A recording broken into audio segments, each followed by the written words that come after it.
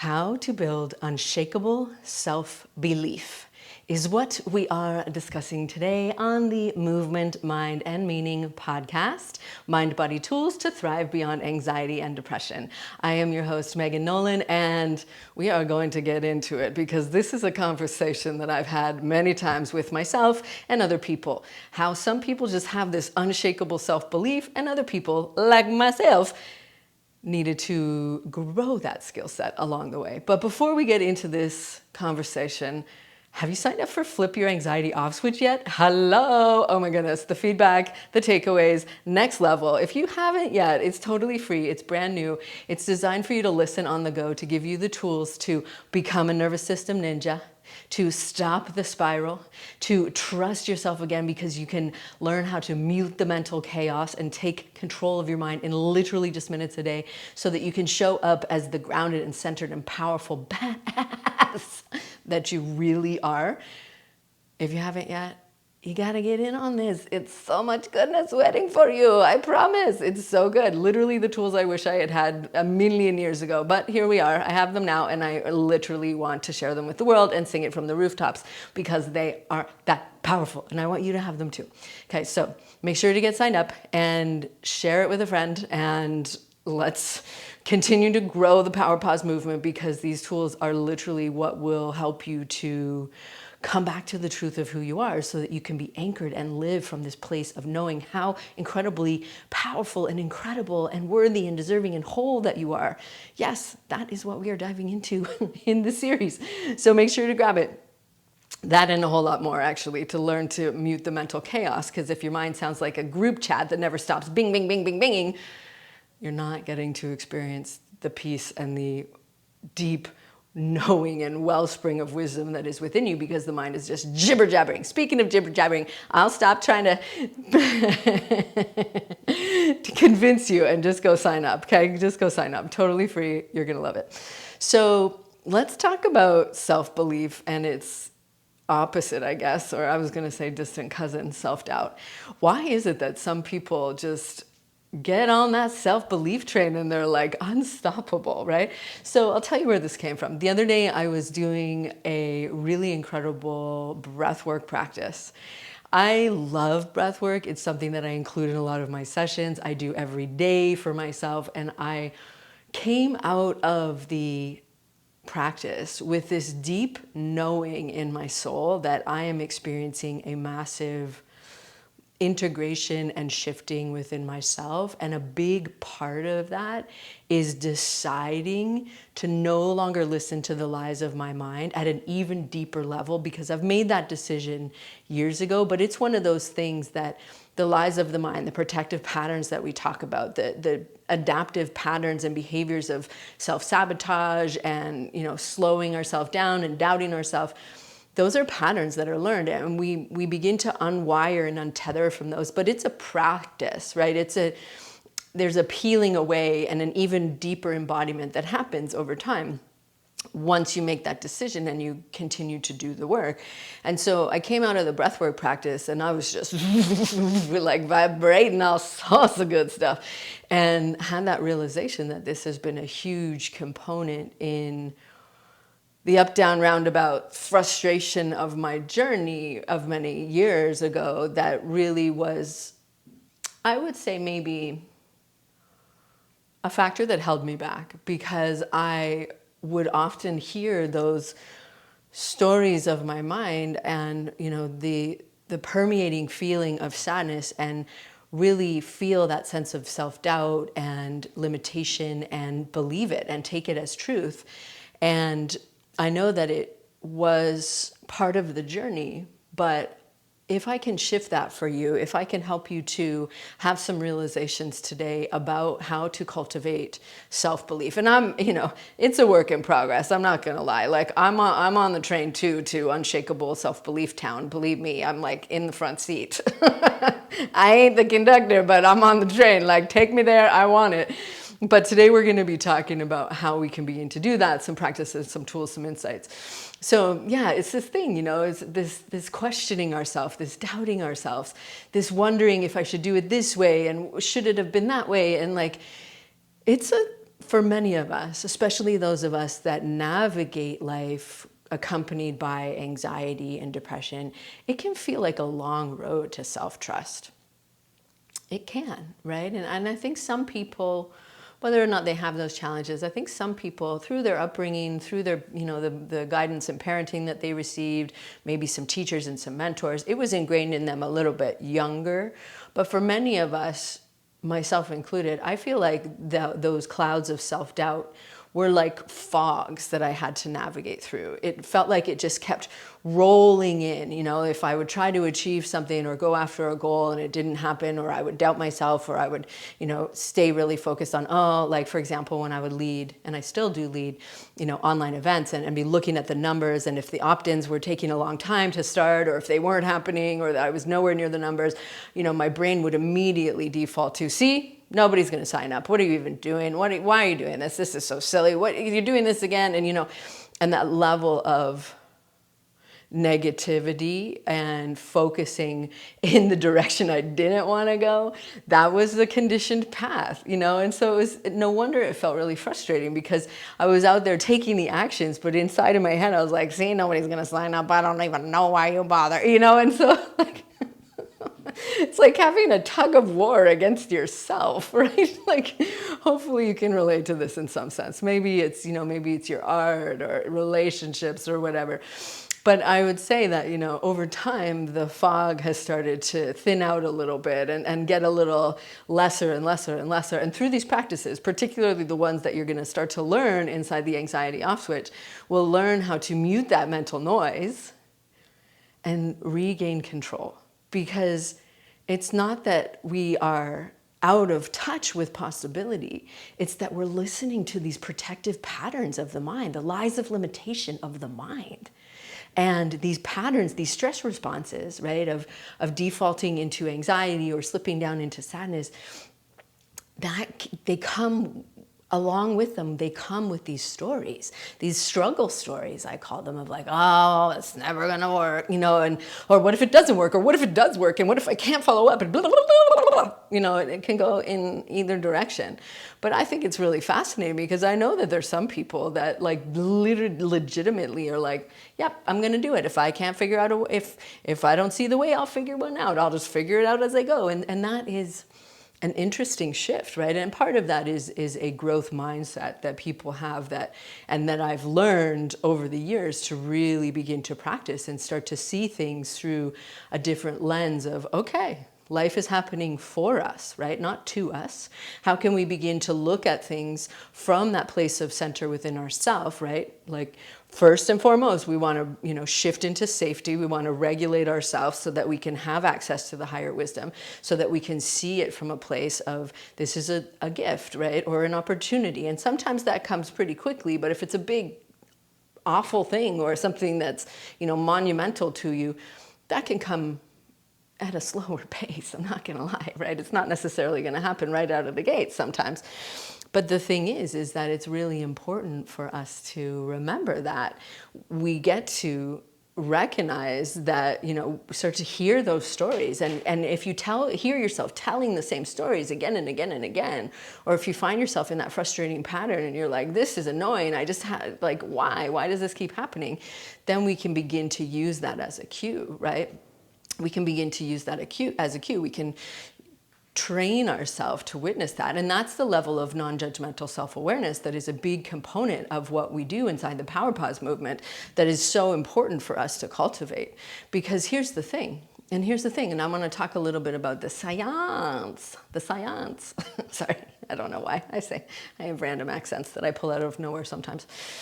So here's the interesting thing, right, is that, maybe some people are just born with it. What was that commercial? Maybe she's born with it. Maybe it's Maybelline. I don't know. Maybe she's born with it. Maybe it's mental health challenges. Anyways, that wasn't as clever as I thought it might be. So, quick little biology lesson. This is your brain on stress, right? When we are experiencing stress, and if our reaction to stress is anxiety, when we're experiencing anxiety, we're active in our amygdala, and the amygdala is the part of your brain responsible for detecting threats. And so it's looking around, it's hyperactively, overactively scanning for danger. Whether that danger is real or not is debatable, right? Sometimes it very much is, and sometimes it's in our head, right? And so here's the thing: what happens when we're active in the amygdala and our brain is looking for solutions, it's looking for problem solving, it's looking for the outcome, it's looking to control the situation.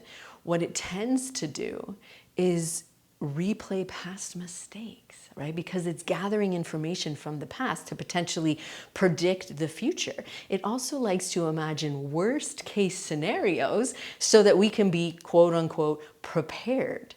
So this can make it difficult to trust ourselves, right? For obvious reasons.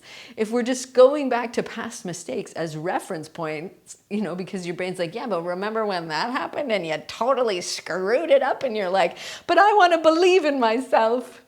Yeah, but you screwed it up, and it's like, oh, okay. So again, we'll talk about how we can begin to shift this and cultivate that unwavering self-belief. But I just want you to know that this is part of the wiring, right? And so again, it's not a fault, it's not a flaw, it's just something that we can cultivate awareness around. We can get curious. Oh, isn't that interesting? My brain is wired to seek solutions. It's wired to not want to repeat mistakes. It's wired to avoid problems, right? And this is a survival bias. So this is, scientifically called the negative attention bias. And so it means that we are programmed, we're hardwired to find the faults and the flaws and the problems and the mistakes and the potential issues and the potential threats, right? That's what our brain is hyper fixated on, especially if we are active in the amygdala, especially if our nervous system is in that fight or flight state, right? It's very attuned to survival. So this is important because what we're doing here is we're fixating on all of those things. And because of that, we ignore signs of success. We ignore that win that you had, that ability to have a great conversation or to be kind to people, whatever it is, right? And so this is the thing, is that when this is practice, what we practice, we become. What we practice, we become, right? And so your brain hardwires this, and if it's fixated on the faults and the flaws and the failures, it can really wire the brain to expect that to happen again, right? And if we're expecting that to happen and that's hardwired in, it can reduce our belief in ourselves or our self-efficacy, our belief in our capability, right? And so again, this is something to be aware of and say, oh, isn't that interesting? I've wired that pattern in. And believe me, that was something that, I was very wired to. I was very much in that go for it, goal achieving. But then when I didn't get there, or if I didn't get there fast enough, the brain just can't win. If I didn't get there, or if I didn't get there fast enough, or if I could have done it better in my brain's perspective, that's what I focused on, right? I was very much in the gap. So there's a really awesome book called The Gap and the Gain by, I think, Dr. Dan Sullivan and Joseph Hardy, but don't quote me on that. I know for sure the book is called The Gap and the Gain. And that's what he talks about, is how many of us that are very driven, ambitious people have this tendency to focus on the gap being, the distance between where we are and where we want to be, compared to the gain is the reflection from where we are to where we were. Okay, you get the difference? So the gap is where we tend to get into that negative critical voice, self-doubt, is when we are in a place and we're like, but I want to be over there. I wanted to have done it better. I wanted to do it faster. I should have done this. I wanted to achieve that. That's the gap. You can feel that would cause tension and contraction, right? It can cause that, oh man, I didn't do that great. Oh, even though I did it, I could have done it better. And that shrinking feeling. Right? Whereas the gain is when we are in a place, and whether we got to the goal or not isn't significant in this perspective. The perspective is that where you are now is not where you were, meaning you have learned, you have grown, you have evolved. That is a very expansive state. That's a very open-hearted space. That's a place of possibility and creation, and it actually releases a different cascade of neurochemicals. So when we're in the gain, we release dopamine, we release oxytocin, we release serotonin, because we're up and we're ready and we're going for it. Whereas when we're in the gap, it releases cortisol, and you know that cortisol is associated with stress, right? So that's really interesting. So it just feeds that. So that's a decision, right? It's a perspective. It's a perspective shift that we can begin to practice. So that's how anxiety can undermine it. So let's talk about the opposite side of that, which is the other part of our focus here on this show, is when we are experiencing sadness, our brain is affected more so in the prefrontal cortex and the hippocampus. So the hippocampus is part of our motivation and our learning and our emotional center in our brain.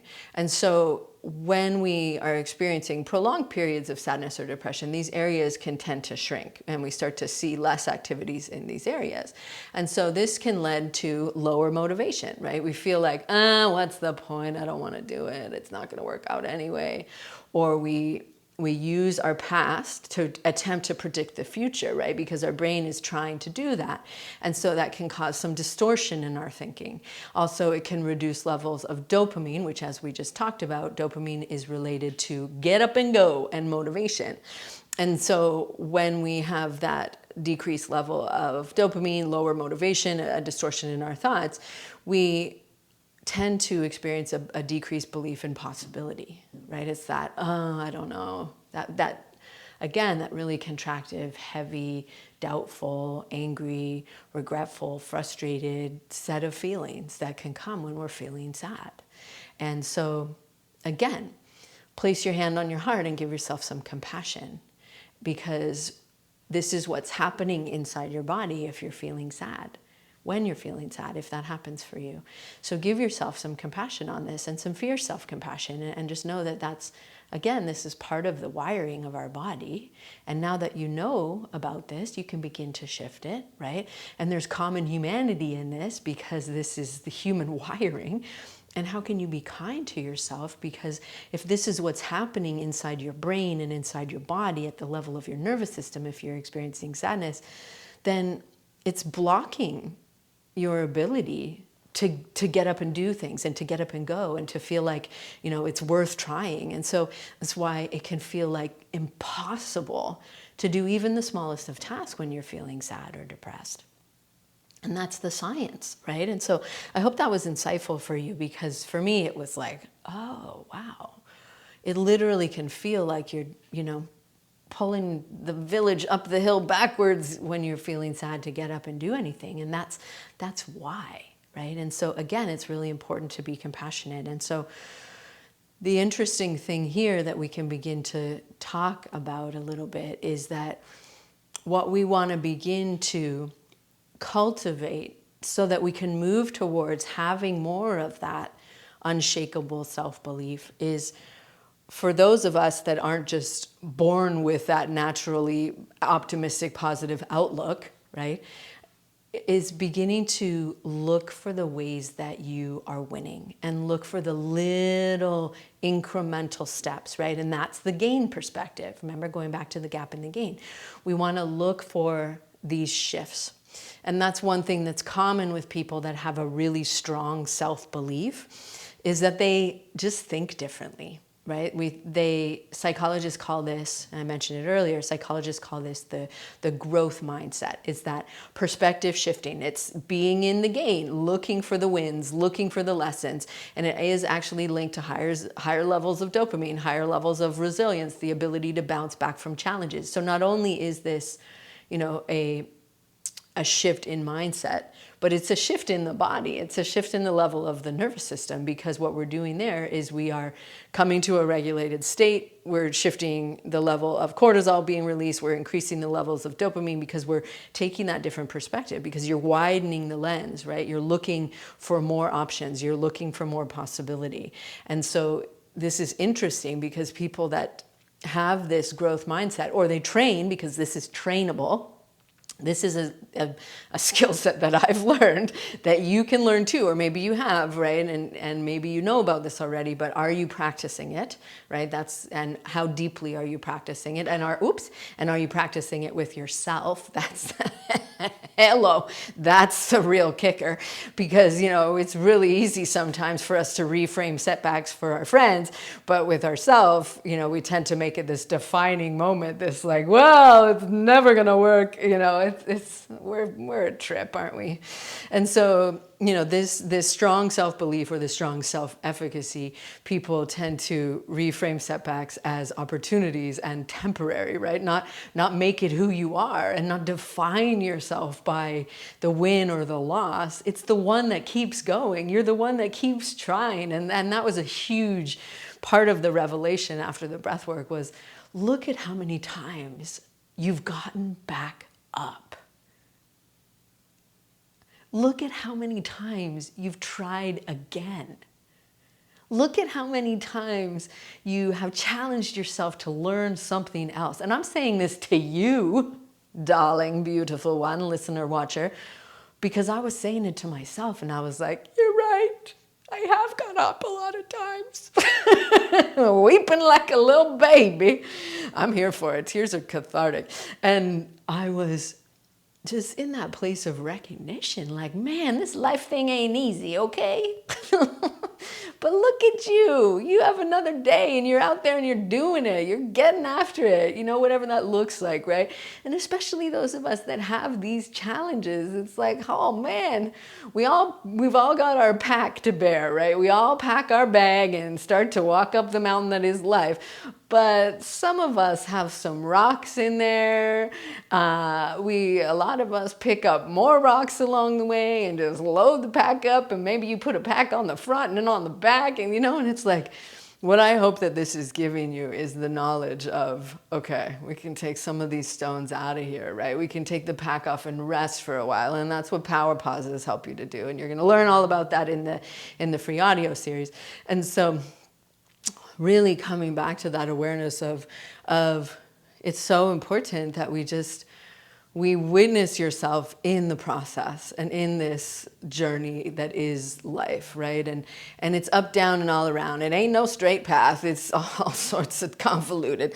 And so again, it's really how you're showing up, the you that you're being in the moment, right? It's not what you're doing, but how you're doing it. And that's really why it's so important to me to redefine success, to really the true marker of success is, how are you feeling? How are you living? How are you showing up to each and every moment? Because that's really what matters. And it is really the driving force. And, for many uber duper successful people, they will cite that as the secret is your energy, your frequency, your belief, right? And so it's really this moment-to-moment practice of awareness, self-awareness, self-compassion. And so the beautiful thing is that, none of this is fixed. The good stuff and the bad stuff. Hey, wait a second. You said it was good news. Well, here's the thing, right? Nothing's permanent. Everything's changing. That's the only constant in our life. And so, yeah, if it's good, you can make it better by this practice. If it's not great and you're not loving it, you can change it. That's what neuroplasticity is. You are in charge. You are such a powerful being. And the thing is that when you mute the mental chaos of the mind and you come to that place of stillness within yourself, the depth of your soul, the place of deep connection to the wisdom within you, the truth of who you are, and you live from that place, you show up from that place, you go back to that place, that's your power. That's really the work of the yoga practice, the work of martial arts, the work of many different wisdom traditions, is a return to the knowing of who you are and to your wholeness. And not living from the stories of the mind, the struggle stories, those protective patterns, because we practice them so much we think they're who we are, but they're not who you are. They're learned behaviors. That means you can unlearn those behaviors. That's neuroplasticity. So when you practice these tools, when you learn these things, when you listen to this podcast, when you join the Flip the Anxiety Switch, then you are giving yourself that reminder. When you are doing that, you are making shifts at the deepest level of your being, and it's changing who you are and how you feel and how you show up. And that's the magic, right? And so what we want to do here is cultivate the ability to look for the ways that you are winning. So this is going to be our power pause for today. I want to give you a tool that I would love for you to practice every day.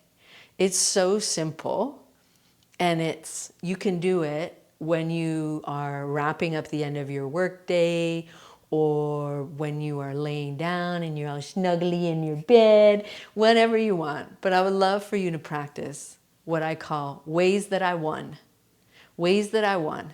And what this is you look for 5 ways that you won today. And you might have won a game, okay? Like, that's an obvious one. But what I'm talking about here in the form of a power pause is that dropping into your body and coming from the place and the perspective of the truth of who you are, of your heart, of your soul, of the goodness, the magic that is you, not what the mind tells you are, but the soul level essence of you, and looking back over your day and looking for ways that you won. And they might be little tiny ways that you won, like you were in a hurry to get to work and somebody let you in. It might be a great session that you led inside a community and you just were in flow and it was coming out of you and you were like, wow, that was good. You know, that might be that level of winning. It might be a lovely meal that your partner prepared or a yummy snack that you bought at the grocery store. Like, look at the full spectrum here. We're not necessarily looking for like, I won $1 million. I would love for you to put that on your list, and I pray that that's on your list. Mine too. Yes, please. So again, it can be anything, because what you're doing here is you're training your mind to look for the flowers. Say what now? Yeah, and then you might be winning because you got flowers. What I'm saying here is the saying, which you've probably heard me say, because I love this one, because this is the synopsis of what we're talking about and what so much of this work is about, is the Buddha said, in the field of 1,000 flowers, what we remember is the snake. And now you know why that's true from a biological perspective, and also from a nervous system perspective, but also from a self-development and a performance perspective, is that that's why, right? We tend to fixate on the faults and the flaws. So I want you to look for the flowers. I want you to look for the ways that you had a happy moment, that you told a funny joke, that made you feel like, oh, okay, I'm doing it. I'm doing this life thing. I'm doing okay, or I'm doing freaking amazing, or goddamn, look at me go.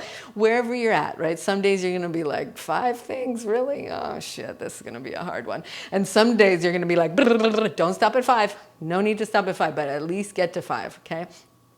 That's your power pause for this week. It's a little different than our other power pauses, because normally power pauses have some movement or some breath, but this one is so potent, because what we're talking about today is really winning the battle and getting to that place of unshakable self-confidence, winning the battle over self-doubt. So if you're just jumping into this power pause, this is part of a full episode of the Movement, Mind, and Meaning podcast, where we go deep into this whole topic. But if you are watching this whole episode and you're like, I want to know what she was just talking about, this one maybe not so much, because a lot of times it has movements to it. So this one maybe you don't need to see the video for it, but just know that for each of the episodes that I have a power pause, that we do have just the video. And so you may have found me that way as well. So hi, hello. So regardless of how you got here, if you've been here from the beginning or you're just here for the power pause, we're going to go deep into all of this inside the Flip Your Anxiety Off Switch audio training series. So make sure to get signed up for that, because it is amazing. The feedback so far has been incredible. It's totally free, 3 parts, 15 minutes each, literally the shift, not just of how you think, but of who you be. So make sure to grab that. So let's wrap this up with a little bow, shall we? What are some of the ways that you have won today? And you're here. So bing, gold star number one, right? Gold star number one. That's pretty incredible. So here's the thing. Self-doubt isn't fixed. Neither is self-belief, right? We just talked about that. Everything can be changed. It's not a personality trait. It's a learned behavior. And it's something that maybe, if you're like me, you practiced a little bit or a lot. And so it's something that you can begin to shift. Because just like all of these other patterns of behavior, it's changeable. It's plastic, meaning, you can melt it and change it. That's what neuroplasticity is. Because if it was learned, it can be unlearned. And so just give yourself some of that beautiful self-compassion and know that now you know why some people have a tendency to have that gold star standard of self-belief, and other people, like me and maybe like you, get to practice that, right? Just like you get to practice attempting to be a tree in Vrikshasana when you're standing on one foot and you got your knee out to the side, and I'm like, okay, now arms up, make it look like a branch. You get to practice it like you practice on the yoga mat. You get to practice it like you practice learning how to drive. These are skills that you can learn.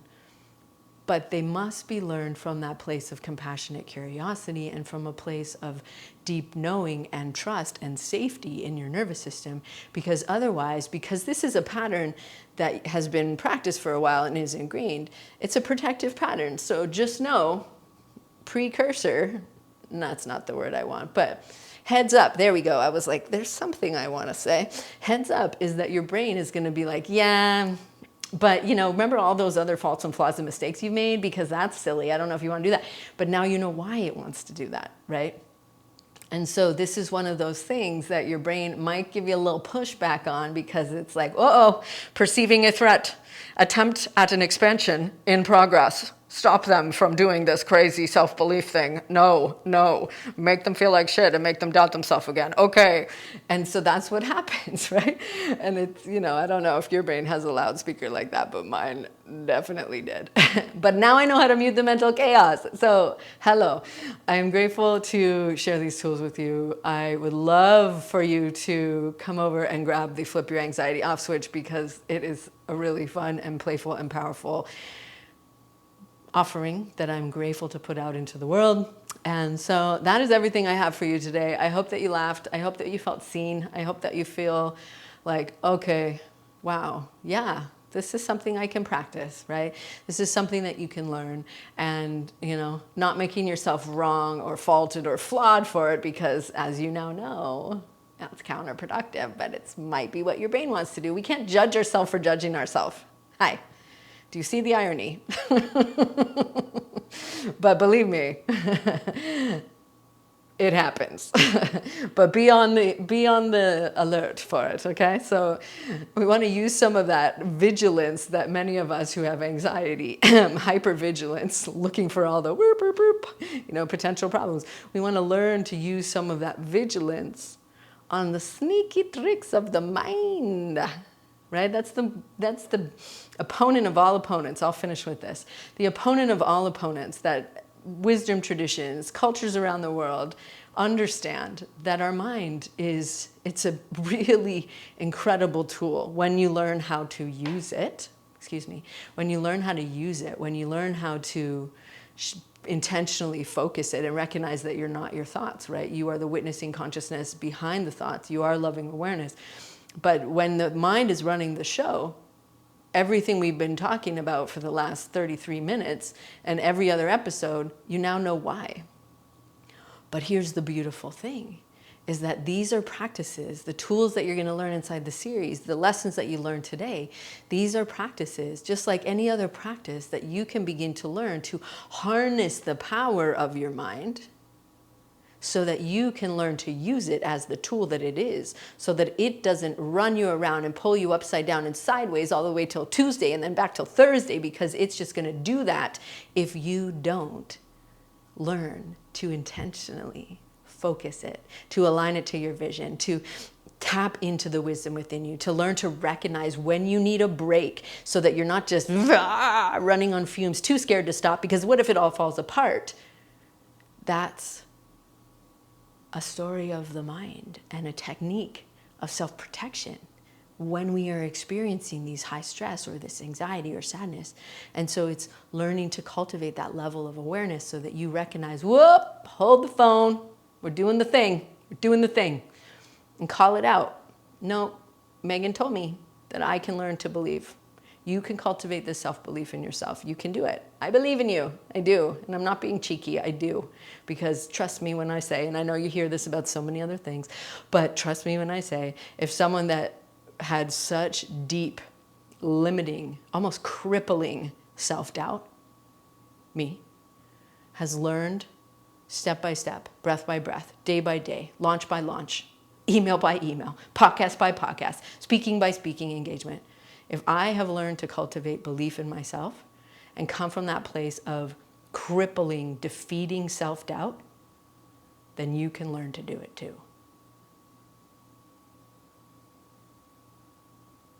I feel like I want to end the episode there, but it would be a little abrupt. But it was so good. So good. It's true. I'm not going to say more because I don't want to steal from the energy of that statement. Just know that you can. I love you so much. I hope you have a beautiful day. Make sure to sign up for the free series. Share it with a friend. Please, please. I know that you know people. They may not come out and say, well, I don't know if I believe in myself, but you will hear them saying stuff like, just having a hard time with this. I really wish, why do I always screw it up? They say stuff like that. And you're, as a friend, you're like, oh, come on, don't say that. That's mean. You know, and that's somebody that might want to listen to this show. And I would so appreciate you sharing it with them. So all the love, sending you all the love. And I will hear you, see you, feel you, hang out with you. You hang out with me in the next episode. I never know what to say there. So I'm going to work on that. But please let me know what landed for you. It would really make my heart so happy. Have a beautiful day. See you soon. Take care.